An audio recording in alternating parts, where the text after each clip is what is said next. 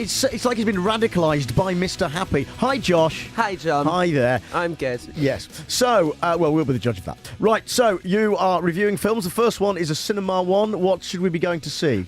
You should be going to see Beauty and the Beast. Really? It's been very much recently released, March the 17th. Budget of $160 million. This is a big budget blockbuster at its best. It is really a must-see. Is it? Now, here's my first question to you. Okay. Oh, we've got a clip first. Yeah, we've got a clip. Let's have a play clip, the and then I'll ask you my question.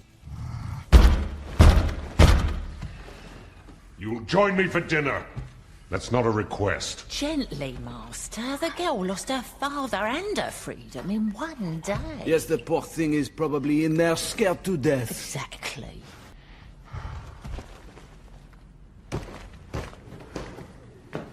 Just a minute. You see, there she is. Now, remember, be gentle. Kind. Charming. Sweet. And when she opens the door, give her a dashing debonair smile. Come, come, show me the smile. Oh, my dear. Will you join me for dinner? You've taken me as your prisoner and now you want to have dinner with me? Are you insane?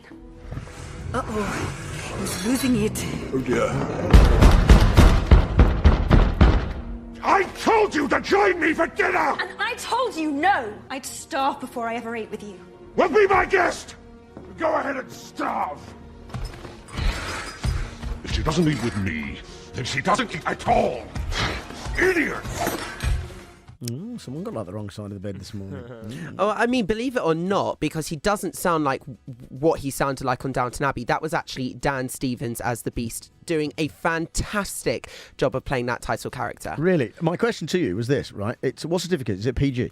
Yes, Right, PG. because my kids, 7 and 5, right, want to see it. Yes. Is it too scary for them? There might be some parts that are scary. The fight between the Beast and Gaston would be a bit scary, but I don't see why you shouldn't take them to see the film. Because it's fantastic. They really stay true to the original. It really complements the original story. It gives much needed backstory to all of the main characters, and the casting is absolutely phenomenal. If I take them and they're awake at night, you're dealing with it. Okay. Good, just so we know. Okay. I mean, you could vent your frustrations to Emma Watson, maybe. Well, I don't think that's appropriate. It could be. No. So the film has been very critically well reviewed. We know that. Yes, very much so. And it follows because the famous animated version. Yes. It sort of follows that pretty much intact. Is that right? I mean, yeah. Like as I said, it does give much needed backstory to some of the main characters. It gives a backstory to why Belle is where she is, how the Beast, what his childhood was like growing up, and but it does mostly stay true to the original. It has the same plot line. It's the same much love story. They have changed parts of the songs. The songs do sound slightly different from the original film, and when I first heard the soundtrack, I thought straight away, not liking this, but then when I went to see it in the cinema, I said it works. Of course you do. It's you, Josh. Everything works. You've never And given a film a bad review in your life. Well, especially how Beauty and the Beast is my favourite Disney film of all time. Is so it? I'm going to be honest, I was very, very, very nervous going to see this film. I was very much like, oh, I hope they don't kill it for me. I hope I don't look at it in the same way. But I just smiled throughout the whole film. Of course you did. And it was a real throwback to my childhood. Yeah. Is it? Does that French accent get any better? What, my French accent? No, or the one Lumiere's? in the film. It was pretty ropey, that. Okay, here's the thing. Emma Watson is so English in this film. So English. She's meant to be from France. She's playing a character from France. Well, she didn't do a French accent. No, she was so English in the film. But Lumiere, his French accent was very, very French, very convincing. That wasn't convincing that we just heard then. It was like a sort of cod, sort of, this is talking to France but sort of stuff, wasn't it? That was the style of Sounded Lumiere French in the to me. original. Well, you know. I Yeah, mean, but it just sounded like... I think it worked. Oh, the croissant. I mean, Be Our Guest was very much a bit like that, and that's what it was originally like in the film as well. So I think it's a must-see. So Beauty and the Beast, all right, simply for time, where are we going now? Disney special? Yes. What now? we are going to Mary Poppins next. Why? Because it's much loved, and I've got some sequel news coming up. So let's play the clip first. I choose me bristles with pride, yes I do. A broom for the shaft and a brush for the flue. Oh, it's awfully dark and gloomy up there. There now, you see how wrong people can be? That there is what you might call a doorway to a place of enchantment. Up where the smoke is all billowed and curled, between pavement and stars is the chimney sweep world. When there's hardly no day, nor hardly no night, there's things off in shadow and off way in light. On the rooftops of London. Yeah, I mean, talking of accents that don't work properly, I mean, there's your classic example, isn't it? I mean, that was Dick Van Dyke, Yeah. legendary actor, trying his best to do a All right, Cockney Mary accent. Poppins! I mean, he was trying to be Cockney. East All London. right, Mary Poppins! And Hello, Mary Poppins. Oh, guys, give him How a bit of are a ya? break. This was Victorian London it was supposed to be. Yeah. Well, did they all talk like that then? All the chimney sweeps did in that movie. They did. Racist. All right, so Mary Poppins. Now, here's the thing. I saw Mary Poppins for the first time about a year ago. How? I know. I just never got round to watching it. But Julie Andrews is famous for it. Well, that's as maybe. Dame Julie Andrews, I should say, That's is famous as for maybe, it. but I had never seen Mary Poppins. I don't think I'm I have actually shocked. seen it all the way through. Connor! This is blasphemy. This is absolute blasphemy. I just haven't got around to it. No, but I think it's a fantastic film. I know you do.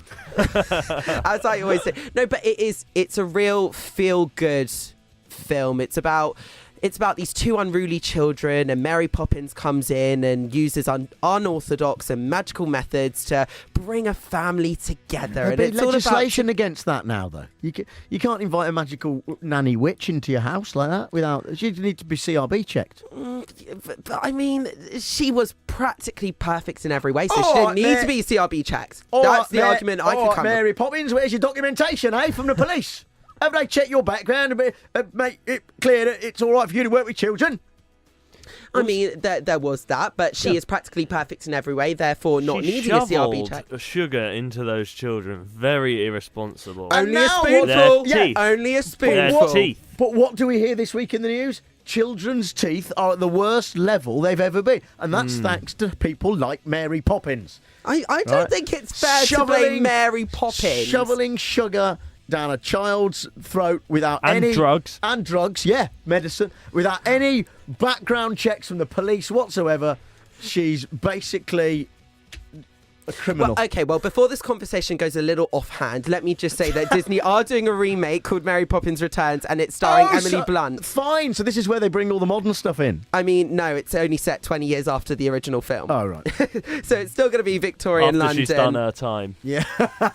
Oh, shush, Con. Anyway, the cast in this is absolutely all-star. It's a reported cast of Julie Walters, Meryl Streep, Colin Firth, Angela Lansbury, and Dick Van Dyke is reportedly returning. All right, Mary Poppins. You can expect more of that, John. Oh, God. All right, next. Toy Story. Right. Oh, sorry. Mary Poppins. You're reviewing Mary Poppins. It's not on. It's not out or anything. Oh, it's on demand. Fine. Yes, it is on demand. Sky Cinema HD. Fine. All right. There you go. Finally, Toy Story. Toy Story. Let's hear the clip. Buzz Lightyear to Star Command. Come in, Star Command. Star Command, come in. Do you read me?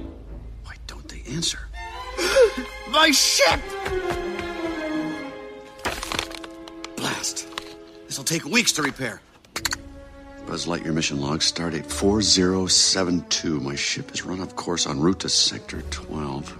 I've crash landed on a strange planet. The impact must have awoken me from hypersleep. Terrain seems a bit unstable. No readout yet if the air is breathable. And there seems to be no sign of intelligent life anywhere. Hello. I have seen Toy Story. And what did you think of it? Oh, I like Toy Story. Oh, marvellous. A film that John actually likes. I like Toy Story. Good. I'll give you that. Good, thank you. Thank you. Well, that clip was Buzz Lightyear. Bless him. He's a bit deluded. He actually thinks he's an astronaut. No, he's just a toy figure. We all know this, though, don't we? I mean, not people that may or may not have seen the film. Right. So when's it on, this Toy Story of which you speak? Toy Story is on 8 p.m. tomorrow, Sky Cinema, Disney HD. And where, for you, as our Disney correspondent today, does it sit in the pantheon of the works of Disney, would you say, Toy Story? Bear in mind, I'm guessing you've seen everything they've ever done. I'm just throwing that wildly out there, Josh. I mean, that is a very intellectual guess. Yeah. I would agree with that. Right, so let's start back at the beginning. Let's start with Snow White and the Seven Dwarfs, that kind of thing. Was that their first film? I mean, one of the early ones, wasn't it? No, it wasn't their first film. I mean, they did films upon films before Snow White, but I think that was their first big, gross, big, famous one that everybody loves. And then came Cinderella, and then came Bambi. No, I think was Sleeping Beauty after Cinderella. Sleeping Beauty might have been first. Anyway, that doesn't matter. But in the pantheon of all of it, Toy Story is actually quite modern. It was released in November 1995. Yeah, and it's actually it was produced by Pixar. That's right. So it was released by Disney and distributed by Disney, but made by Pixar. So it's slightly different out there, but still kind of associated with Disney. And I mean, they have Toy Story at all of their theme parks. Yes, all of them. So, but if I put you on the spot, what's your favourite Disney film? Oh, Beauty and the Beast. Well, Old just one. because it's original animated one. No, the original one. Throughout my childhood, I loved Beauty and the Beast. Always. It was always my favourite. The characters were enchanting. Dancing teapots. Dancing teapots and cups. Don't forget the cups. Don't forget Chip. He's a very important character. But just everything about Beauty and the Beast was just so quintessentially Disney for me. The animation was on point. The characters were in depth. They were amazing. There was a really in-depth backstory to it as well, and it was just, the whole thing was enchanting. The symbolism of the rose. I mean, I could go on and on and on about how much I love Beauty and the Beast, but you don't want to hear it anymore. That's fine. He's wearing Mickey Mouse ears for no... I'm getting into the swing of it. I am getting into the spirit of Disney, and after this terror attack, I think I want to do something fun for a change. Is that so bad? Listen to that. He's putting the country to rights, one Disney film at a time. It's Josh. Thank you. Work experience punditry, the most relentlessly upbeat person we've ever met. Thank you, Josh. And I'll see you on Tuesday. Really? Yep, music. Right, he likes it all. Right, but it's show tunes. So, thank you, Josh.